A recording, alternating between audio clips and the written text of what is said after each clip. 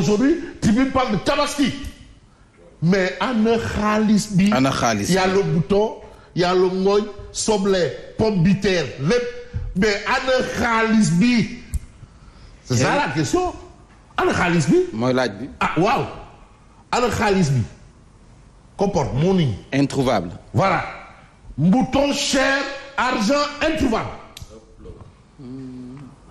Mouton cher, argent introuvable. Donc, le citoyen est entre le marteau du mouton cher et l'enclume de l'argent introuvable.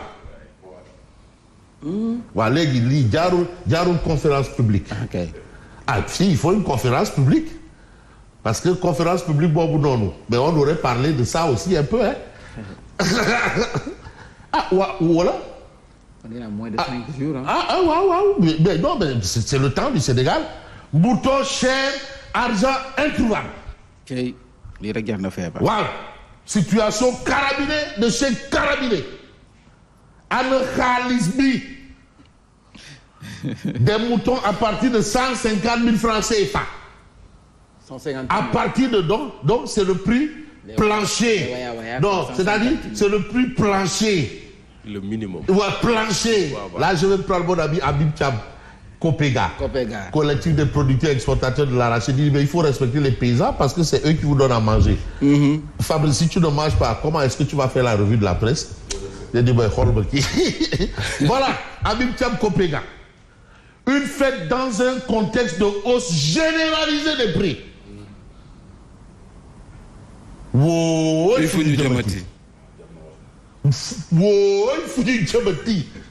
Ou encore wóoy sonn nañu mouton cher argent introuvable lii moom jaar na benn conférence grand théâtre wala benn assise sur les kay sikad nañ dana bii moom sikad bii moom il faut sikad parce que la situation là c'est sikad sikad et ce sera Simon Pierre qui va diriger les travaux.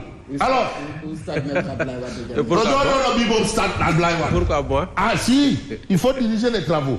Alors, on va travailler dans le sens de baisser quand même le coût des denrées. Et aujourd'hui, il y a une bonne nouvelle, le riz brisé là. Le riz brisé quand même va connaître une légère ou une bonne petite baisse. C'est quand même bon pour le moral. Moralité des moralités, on s'intéresse aussi à Tribune qui parle de Adama Gueye, journaliste consultant. Le doyen Adama Gueye qui considère que la presse doit se remettre en question.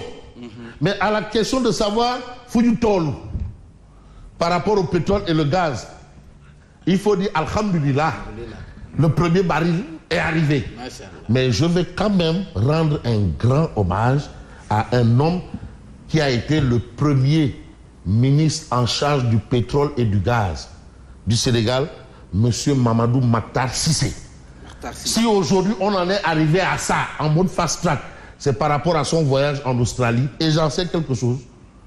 Ah oui, il s'est démêlé et c'est à partir de lui qu'on a eu le local contain. Mais malheureusement ce jour-là, quand Macky l'a félicité, j'ai dit oh, Djerna. Non, Macky, attends-moi Souldadan. Macky, non, Souldadan, rek lay def, Souldadan. Non, dès qu'il s'est démené, il a amené le local content, il a fait effectuer des voyages pour que les choses s'accélèrent. Et aujourd'hui, on a le premier baril. Voilà quelqu'un qu'on doit décorer, c'est-à-dire décorer Mamadou Makhtar Cissé, Mahou la science. Alors, Mahou la science. Le Sénégal dans la cour des pays producteurs de pétrole. Alhamdoulilah. Mais attention, le pétrole là, c'est bon et ça peut être mauvais. Ah oui, il faudrait bien que le pétrole là se retrouve quand même quelque part où on en a besoin. Dans nos postes, parce que poste, il faut du petit poste. Voilà, parce que le problème, khalis. Alors, problème, il faut khalis. Mais là, khalis, il faut problème. L'eau, problème, il faut khalis. C'est ça. Les transporteurs, menaces, grèves, khalis. Pour le petit khalis là. Ouais, papa, khalis tout goûter, ouais, bye bye, khalis. Tout c'est l'argent. Mais là, khalis. L'eau, hein, Bougane Diop, aïe, khalis. Non, gars, il dit, c'est des grands patigololi. Tous les problèmes que vous voyez là, aïe, dengue AVC, aïe, ken khamoul khalis, à une conférence publique de la presse là, dina ne guayo. Problème ou khalis.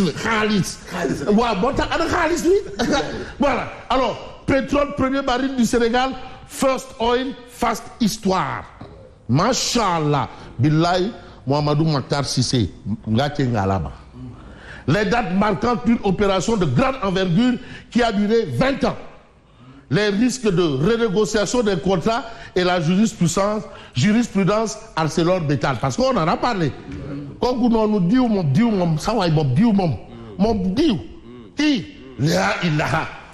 voilà un premier baril. Attends, demain, renégocier.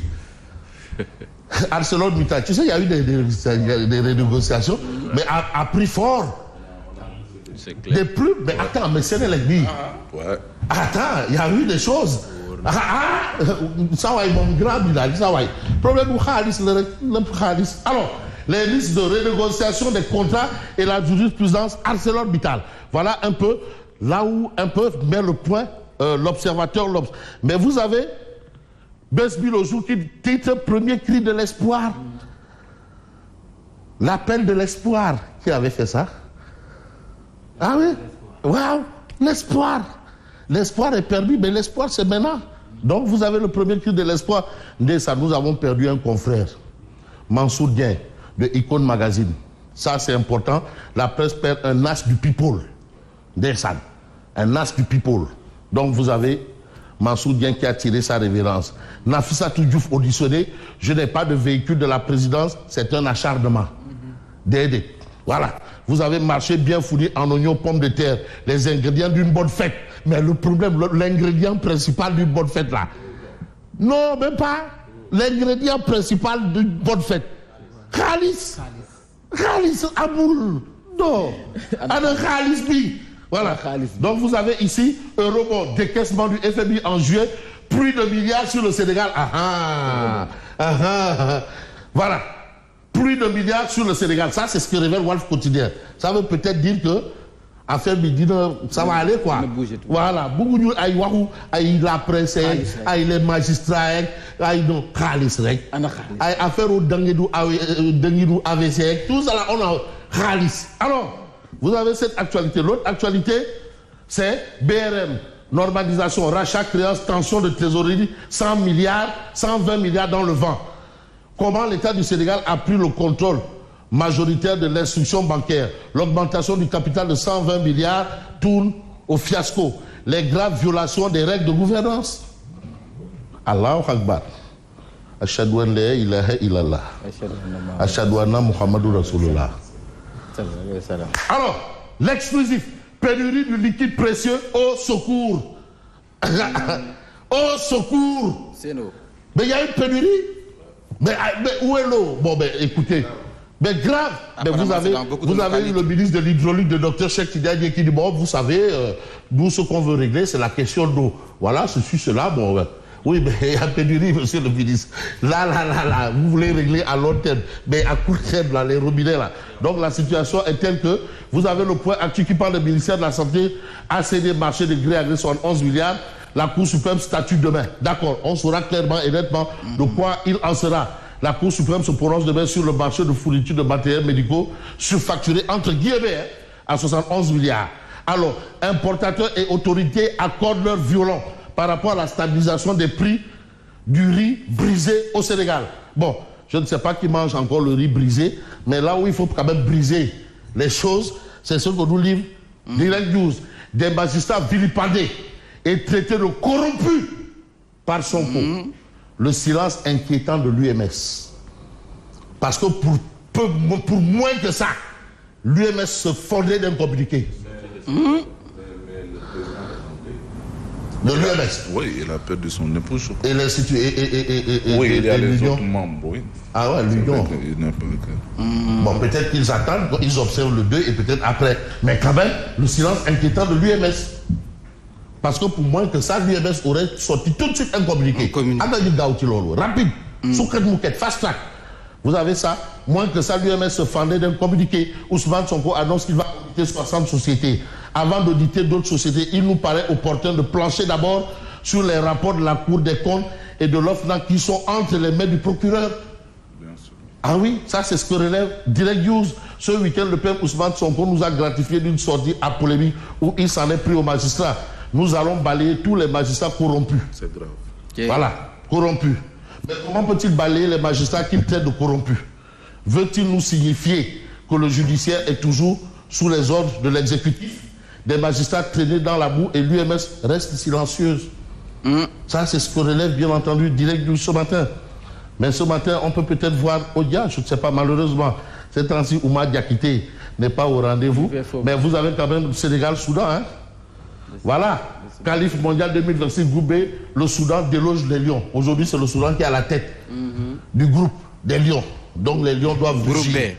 Les Lions doivent rugir. Qualification Coupe du Monde. Coupe du Monde 2026. Les Lions doivent rugir. Qualification Coupe du Monde 2027. Le Mali et la Côte d'Ivoire manquent le coche. Voilà ce qu'on peut retenir. En attendant, merci et bonne continuation. Merci.